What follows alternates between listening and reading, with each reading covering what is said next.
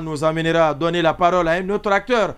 Il s'agit bien de Keyamo Bogola Haba, qui est le coordinateur du Front National pour la défense de la transition. Quelle est sa lecture de la dissolution du gouvernement? Est-ce qu'à ses yeux, c'était maintenant pressant pour qu'on se débarrasse entièrement et totalement du gouvernement Goumou, ou tout au moins il y a de l'excessivité de la part du palais Mohamed V? On va lui poser lui aussi toutes ces questions, mais en attendant on a suivi Aluseni Makanera Kake. Oui, on a suivi, c'est sa lecture à lui, bien comme entendu. tout autre dans ce studio.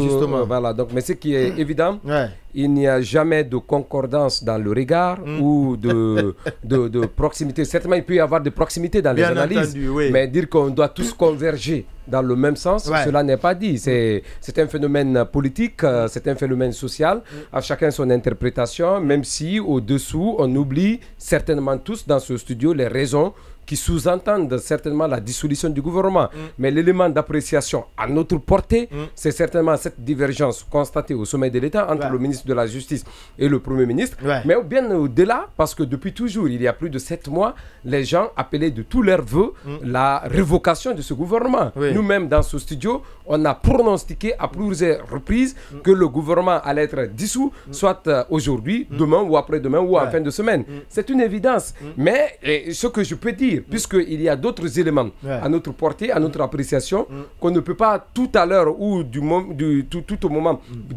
verser dans les jours à venir. Mais au fil du temps, au regard de l'évolution de la situation, on peut dire et on peut amener l'opinion à savoir ce qui s'est fondamentalement passé, parce que cette cassure n'est pas que le fait simplement de cette divergence constatée entre les deux, entre Bernard et le ministre Charles White, le ministre d'État Charles White, mais c'est pour dire qu'il y avait beaucoup plus d'ingrédients, à savoir le problème politique, le problème de résolution des problèmes sociaux. Il y a d'autres facteurs, mais surtout, il y a des supputations et des intentions qui sont prêtées au colonel Mamadi Doumbouya, puisqu'on sait que la règle dans tous les autres, avec tous les autres régimes militaires, quand on veut proroger, on cherche toujours le bouc émissaire, on cherche toujours la bête à abattre, et malheureusement, cette bête à abattre aujourd'hui, c'est le gouvernement. Mais soyons encore très prudents, même si les actes à venir feront l'objet d'une interprétation, mais ça sous-entend qu'il y a une volonté cachée, parce qu'à quelques mois de la fin de la transition, on ne peut pas expliquer